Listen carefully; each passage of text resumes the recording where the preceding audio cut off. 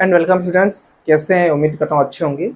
आज हम ऑनलाइन जो हमारे सीरीज है उसका नेक्स्ट लेक्चर या फिर अगला वीडियो देख रहे हैं।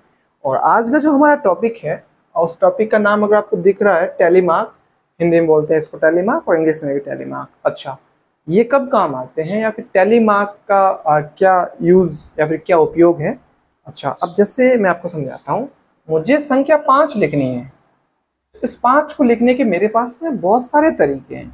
मैं अलग अलग तरीकों से लिख सकता हूँ। जैसे मैं अगर हिंदी में लिखूँ, हिंदी भाषा में, तो मैं 5 ऐसे लिख सकता हूँ। उसके बाद में अगर मैं बात करता हूँ इंग्लिश में, तो मैं ऐसे लिख सकता हूँ FIVE 5। ये मेरा 5 है। और इसी तरीके से जब मैं आगे बढ़ता हूँ, मुझे रोमन में लिखना हो तो मैं इस तरीके से है जो रोमन में भी 5 लिख सकता हूँ। ये सारे के सारे 5 है, ये भी 5 है, ये भी 5 है, ये भी 5 है, ये भी 5 है। अच्छा, इनको मैं और तरीके से भी दिखा सकता हूँ। जैसे मैं क्या करता हूँ, ये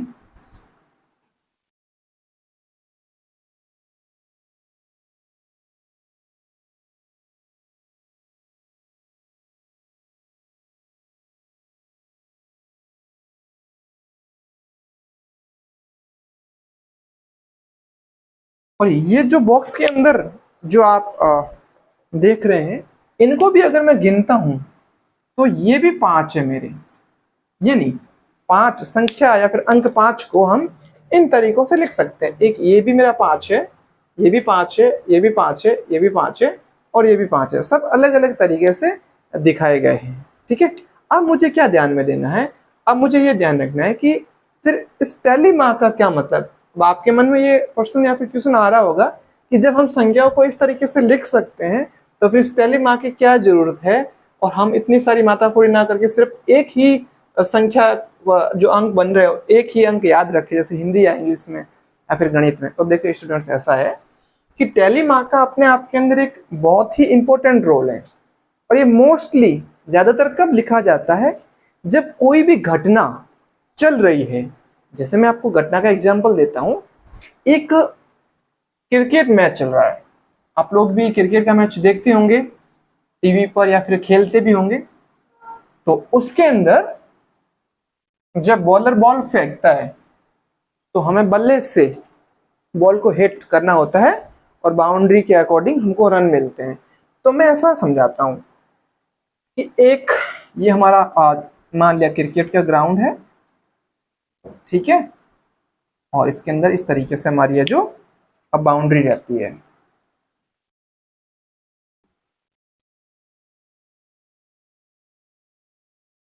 ठीक है, और इसके अंदर है जो प्लेयर, ये खिलाड़ी यहाँ पे बॉल फेंकने की कोशिश कर रहा है और यहाँ पे एक खिलाड़ी है जो ऐसे बैट लेके खड़ा है।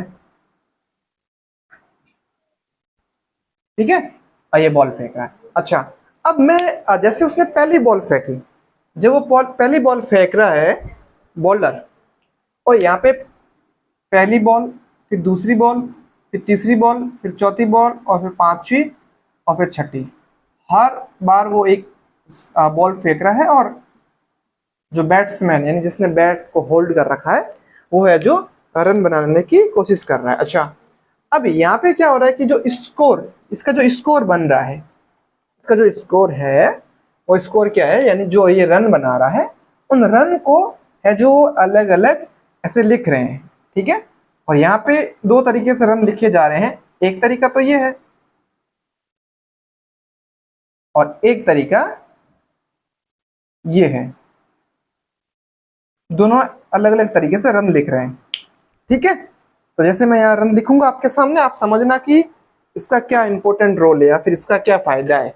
तो देखिए, पहली बॉल, एक ओवर में 6 बॉल होती है। तो पहली बॉल पे इसने क्या किया कि मान लिया 2 रन बना लिए, इस खिलाड़ी ने 2 रन बना दिए। एक तो मैं 2 को इस तरीके से लिखता हूं, ये जो मेरा तरीका है 2, और एक जो मैं टेलीमार्क चिन्ह बना के ऐसे लिखता हूं 1 और 2, यानी 1 और ये मेरा 2। अच्छा, अब इन दोनों का फर्क आप ध्यान से देखना, यानी इन दोनों के बीच में क्या डिफरेंस या फिर क्या फर्क है वो आप अभी आप समझेंगे। पहली बॉल के अंदर 2 रन, दूसरी के अंदर भी 2 रन, तो दूसरी बॉल के अंदर भी 2 रन। अच्छा, अब मैं वापस यहाँ लिखता हूं 2, जो मेरा ये 2 है, तो अब यहाँ पे 2 पहले से ही थे और अब मुझे इस 2 को मिटाना पड़ेगा। 2 को मिटा के फिर मैं 2 को लिख रहा हूं, यानी इस 2 को मैं मिटा रहा हूं और अब मैं 2 और लिखूंगा, यानी 2 और 2 मेरे कितने रन हो गए? 4। 4 लिख सकते हैं, 4 रन हो गए। लेकिन क्या गड़बड़ हो रही है, या फिर यहाँ पे मुझे ज्यादा मिटाने की कुछ भी जरूरत नहीं है। यहाँ पे मैं सिंपल 2 रन पहले थे, 2 रन में और ऐसे लाइन खींच के बना सकता हूँ, है ना। यहाँ तक स्टूडेंट्स आपको क्लियर है? यानी यहाँ पे मुझे संख्या मिटानी पड़ी या रन मिटाने पड़े, यहाँ पे मुझे मिटाने की जरूरत नहीं, मैं लगातार लिख सकता हूँ, है ना। और यहाँ पे तो मुझे पहले वाला मिटाना पड़ेगा, फिर मैं रन लिखूंगा। अच्छा, अब आप मुझे बता सकते हो इस लिखने में और इस लिखने में दोनों में क्या फर्क हो सकता है? क्या फर्क है आप समझ के मुझे बताइए, जब तो जो आपने अब तक सीखा है, मतलब अब तक मैंने समझाया है। मैच ऐसे चल रहा है, रन बन रहे, एक मैं यहाँ लिख रहा हूँ और एक यहाँ लिख रहा हूँ। ये मेरा है सामान्य नॉर्मल तरीका, और जो दूसरा है वो मेरा है, ये मेरा सामान्य तरीका है। सामान्य बोल दूं या फिर जनरल?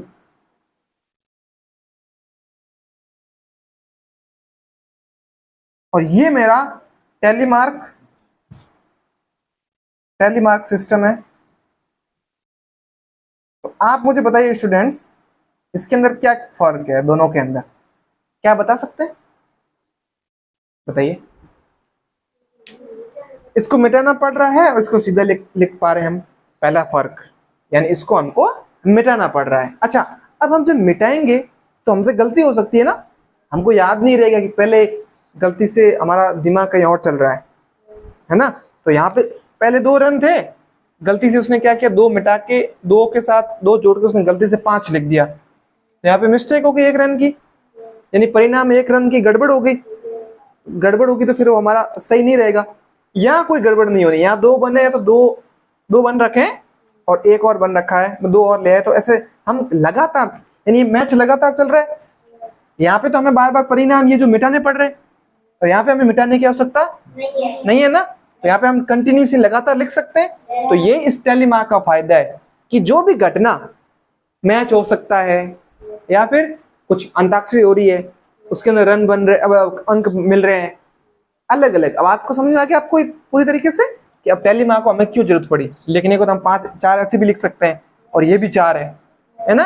तो अब हम पूरी 1 से 10 तक की संख्याओं के टेलीमार्क सीखेंगे पहले, और फिर आप है जो 10 के बाद की संख्या को टेलीमार्क प्रैक्टिस करो, ठीक है। तो मैं इसको मिटा के अब मैं 1 से 10 तक के जो है वो टेलीमार्क लिखता हूँ। यह बात समझ गए? ठीक है, मैं इसको मिटा देता हूँ। अब 1 से 10 तक की संख्याओं के हम लिखेंगे और आप मेरे साथ में मेरी हेल्प करोगे ये लिखने के लिए, मुझे बताना। और जहां आपको समझ में नहीं आए वहां आप रेज हैंड यानी हाथ खड़ा कर सकते हैं। तो जैसे मैं 1 से 10 तक की संख्याओं को लिखता हूँ, 5 इधर लिख दूंगा, 5 उधर लिख दूंगा। जैसे मैं ये 1 का, 2 का, 3 का, 4 और 5, और यही का यही वो काम मैं कर रहा हूं। यहाँ पे 5 के बाद में यहाँ सेपरेट कर देता हूं इन दोनों को रेड लाइन से, जिससे आप समझ पाए। और यहाँ पे मैं सेपरेट करने के बाद 7, 8 और 9 और है ये मेरा 10। अब आप ध्यान से समझना कि आप 4 तक तो आराम से लिख पाओगे, 4 के बाद आपकी गाड़ी फंसेगी और वही मैं आपको समझाऊंगा। तो देखो, ये एक लाइन खींची, मतलब एक सीधी लाइन, एक बन गया। फिर 2 के लिए 2 लाइन और 3 के लिए 3 लाइन। अब मुझे 4 के लिए भी 4 लाइन, ठीक है। अब जब मुझे 5 बनाना है तो 5 के लिए भी मैं वी, वेरी गुड, एक 5 ये है मेरा, एक आप बोल रहे वी, ये अलग अलग लिख रहा हूं मैं, एक वी, एक 5 और एक मैं बनाता हूं। और अब देखो, आपने ये जो वी बोला है ना, बोला तो सही है, वी रोमन संख्या में होता है, किसमें होता है? और अभी हम कौन सा टॉपिक सीख रहे हैं? टेलीमार्क। तो इसमें आपका ये हो जाएगा वी गलत, ओके। और ये भी हमारा गलत हो जाएगा। 4 के बाद में 5 हम ऐसे नहीं लिख सकते, तो ये भी हमारा गलत। तो अब ये हमारा क्या हो जाएगा, सही। यानी जब भी हमें 5 लिखना है, 4 तक तो सीधा है, 4 के बाद हम जैसे ही बदलते हैं 5 लिखना होता है ये ऐसे। अच्छा एक और चीज, कुछ जगह पे या कुछ बुक्स के अंदर इन 5 को ऐसे भी लिखते हैं, ऐसे। कुछ नहीं इसको सही माना, कुछ नहीं इनको, लेकिन मैं आपको ये समझा रहा हूं अभी के लिए, ठीक है। आप कहीं और ऐसा भी देखो, बट मैं इसको अभी सही मान रहा हूं, ठीक है। ये बात यहां तक आपको क्लियर है कि 5 ऐसे लिखते हैं। अच्छा अब मुझे 6 लिखना होगा, तो 5 के साथ में मैं 1 जोड़ूंगा तभी तो 6 बनेगी मेरे। तो मैं यहाँ पे 5 बना देता हूँ पहले। तो देखिए ये मेरा 1 2 3 4, और 5 बनाने के लिए मुझे क्या करना पड़ेगा, 5, और फिर इसके साथ 1 जोड़ दिया, बनेंगे कितने, 6 बन गए। इसी तरीके से मैं 10 तक बनाता हूँ। तो ये 5 7 बनाना, तो 1 2 3 4 5 और ये 2, 1 2 3 4 5 और ये 3, 1 2 3 4 5 और 4, 5 और 4 9 होंगे ना। फिर मेरा 1 2 3 4 5, 1 2 3 4 और 5। यहां तक आपको क्लियर है? ओके पक्का। एक बार आप दोबारा देख लो, आपने यहाँ पे क्या गलती की वो ध्यान रखना, ये आपको गलतियां नहीं करनी है ना। ये वाला हमारा गलत था, ये वाला भी गलत था, और ये वाला हमारा सही था। ओके अब 10 तक आप लिख लो टैली मार्क चिन्ह, फिर 10 के बाद की संख्याओं के लिखने, और फिर मैं टैली मार्क बोर्ड पे बनाऊंगा, आपको पहचानना है कौन सी संख्या का है ये।